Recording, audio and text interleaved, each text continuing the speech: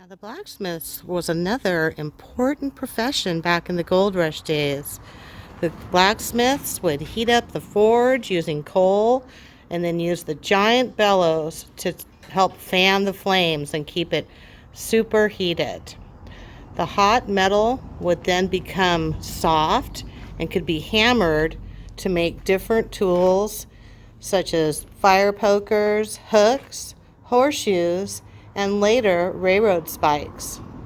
But another important thing of the day was making rope, and look who's here. We have Mr. McLaren, Hostler Nick, and Bear Gulch Josiah. Howdy. Howdy, Miss Bully.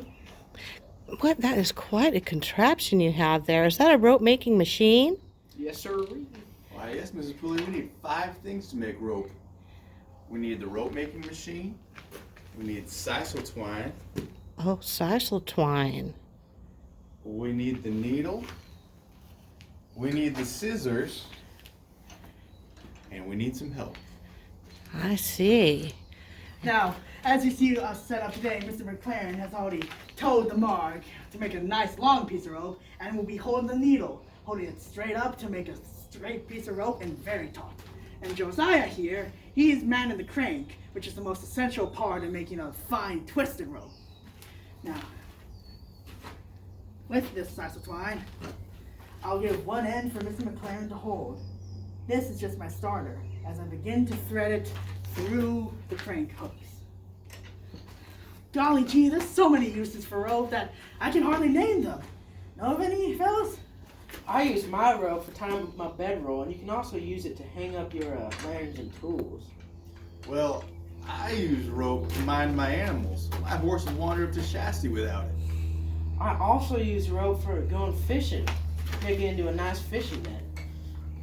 Well, I use rope when I'm building a fence to lash the pieces of wood together. Shoo dang.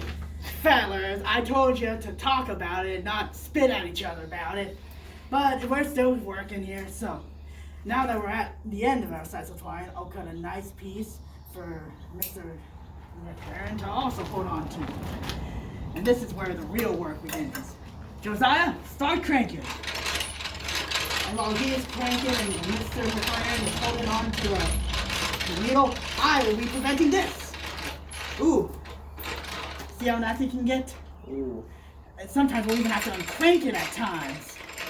But don't worry, all this effort is to make the perfect rope. Continue now with my hands back and forth to prevent that mess.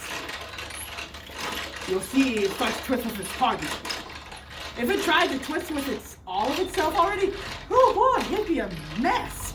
Not straight in all places. It's almost like we're making 3 ropes into one super rope. You do want to give it time and patience, though. The longer you crank, the stronger it'll get. All right, stop. I'd say once it starts to bundle up like this in little bunches, that's when it's very strong. Now, I will take the needle from Mr. McLaren and he will hold the end. If you notice, as I move the needle, it turns on its own, but it's not a bad idea to also help turn it, as I and Mr. McLaren will do. Moving the needle prevents these parts from sticking together too early as we twist. And Josiah here is holding the crank steady so it doesn't unwound. A lot of effort goes into making ropes, because if you have a weak rope, by golly, you're gonna have a broken bed. Your mattress is gonna be on the floor, your fish can't be held up. By golly, your roof could collapse. Just a few more twists, and by now, you're fine to take out the needle. Because gee, gears and hooks, we wouldn't have nice rope without them. My, that is a wondrous machine. And how? Now with our end here, we tie just a simple overhand knot. Simple, but gets the job done. On this end here, and this end here. And after all that effort, we have ourselves a right smart piece of rope. My, that is a right smart piece of rope, and that is some type of technology. I don't think I've ever seen anything like that before. By thunder! That Stanley has his own notion about how to use a rope. Horn spoon. Oh, that's Stanley. My goodness, he's always trying to help in his own special way. Showing one of many uses, he sure did. Well, thank you, gentlemen, for showing us how this contraption works. It is certainly an important thing, rope making, and a wondrous machine. But I best be on my way. I think I hear somebody working in the wood shop. Goodbye, Mr. McLaren, Goodbye, Mrs. Bye, Cooley. Miss Hostler Nick, and Bear Gulch Josiah. Mr. Hughes, large as life and twice as natural. Well, good morning, Miss Pooley. How are you today? Very well, thank you. We came to your wood shop this morning, and it's beautiful in here. We were hoping that you had time to show us around a little bit and tell us a little bit about all of these tools that you use for making things. Well, Miss Pooley, I always have time. I see you have some young folks with you, I do. and they need to know that some things about setting up a homestead. So, what can I tell you? What are you making here? Well, I'm roughing out the parts for a two-sided carrier. This is a two-sided carrier. Notice it's got two sides and a handle. That's why we call it a two-sided carrier. This is a fairly common but extremely useful piece to have around the house, around the farm, the homestead. It can be used by anybody who has something to tote around. A carpenter, a blacksmith, a mechanic, ladies in the house with their knitting, with their tatting, or even taking flatware to the table. I get so many requests for these, I could spend all my time just building these two-sided carriers. Sounds like you could use some extra hands. I could certainly use a couple of apprentices so that I could have them doing this while I'm off to doing the other stuff that's important around the homestead. Well, we may have some here that would like to work with you. Now, this looks like a most useful thing, but what other things do you make here in the wood shop? Virtually anything you use around the homestead. Chairs that you sit upon, benches, tables, beds. This building we had to put together when we got here. So the woodworker is extremely important, and all these young people need to understand and know the basics of doing woodworking, so when they set up their own homesteads, they know how to do it. I'll tell you, I don't think we would have made it across the plains without a woodworker in our wagon train party. Why, he was fixing things all the time. The wagon wheels, the tongues on the wagons. We wouldn't have made it here without it. Well, I had to replace 3 tongues on my wagon when we came across because the oxen kept jerking and breaking it. My goodness. And what are these over here? These are the tools that we use, and let me kind of run through what a woodworker might need to know and have around their shop. A tool for measuring. This is the yardstick, and Now, what is that they say? Measure once or what is that, Mr. measure once and cut, or measure twice and cut once. Otherwise, I've heard somebody say it's cut once and cuts twice. Oh, Ooh, my. my. Sorry about that, man. This is a square. This is for putting straight lines across your board, so you can cut a nice straight line for putting things together. You're going to want, you might have noticed when you came in, I was using a little mallet to work with a chisel, and you're going to want to have a good set of chisels, so get those. Now, are those chisels up there in the cabinet too? Yes, those are chisels up there in the cabinet. My, so many. Yeah, a good woodworker needs a good set of chisels. There's no way around it. You also need a good hammer. And when you get down to the mercantile and you buy a hammer, buy a good one. Don't buy cheap. So get good tools. Buy good once, and you won't have to worry about it. You're going to need some saws. Here's a back saw.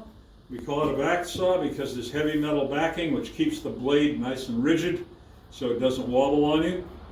Okay. And if you'd come in a little bit earlier, you would have seen me working with a back saw on a two-sided carrier, because I'm using that to cut the preliminary lines for mortises and dados and rabbets.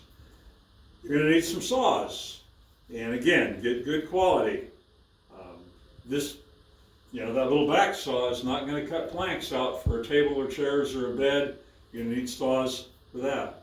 And once you've got the saws, you're gonna need some planes to smooth things out. Now, did you carry those across the plains with you? Well, no. When we got into the 40-mile desert and our animals started getting sick and dying, we started throwing out all sorts of stuff. My wife threw out her dresser, and she's lamented that ever since we got here. I'm gonna have to build her a new one. But I threw out the wood parts and just kept the irons, because any place I get where I've got a tree or wood, I can make a block of wood, and if I've got the iron, I can make a plane. I made this one just the other day. Now, planes again come in various sizes. This is a block plane. It's small, doing light, small work. And I talked about sawing out that board or plank, because remember, the lumber we have here is pretty rough, and it doesn't come in the sizes you're going to need, so you've got to cut it down. And once you've ripped that board down, that edge isn't smooth. So this plane is big and long, and we call it a joiner, because that wobbly edge that you sawed needs to be straight so you can put it together with another board. This plane is so long because it will, as you slide it along the edge of the board, it will knock off the high points until it gets down to a nice, straight, smooth edge. So this is a joiner. There's one other set of tools that you probably are going to need to put things together, is a brace and bit. Here's your brace and bit, and the bits come in sizes from very small to fairly large, and you want to get a complete set because you're going to need to bore various sizes of holes. So there's kind of a rough idea of a set of tools that when you set up your homestead, you're going to need. Oh, and many tools of the trade. Thank you for showing us, Mr. Hughes. Well, you're most welcome. I'm glad you stopped by. Is that? Oh, there's Flat Stanley.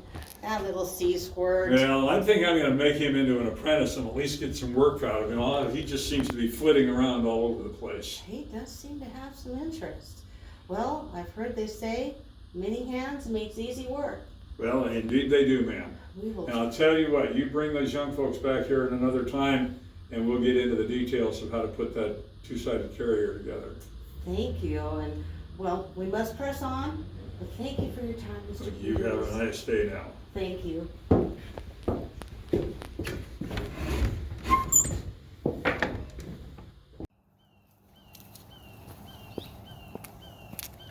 Well, youngins, it's been some pumpkins having you here with me at the homestead today. Thank you for coming with me, and that Flat Stanley, he cut a dash too. It was interesting finding clues about how the pioneers lived without the three big things: electricity, modern transportation, and indoor plumbing. Now, it's been a fine time here at Ide Adobe, and I wish you all strength and fortitude out on the frontier. Now, it's time to return to the present, but please come back and see me again and look for more clues into how early California pioneers lived. Goodbye.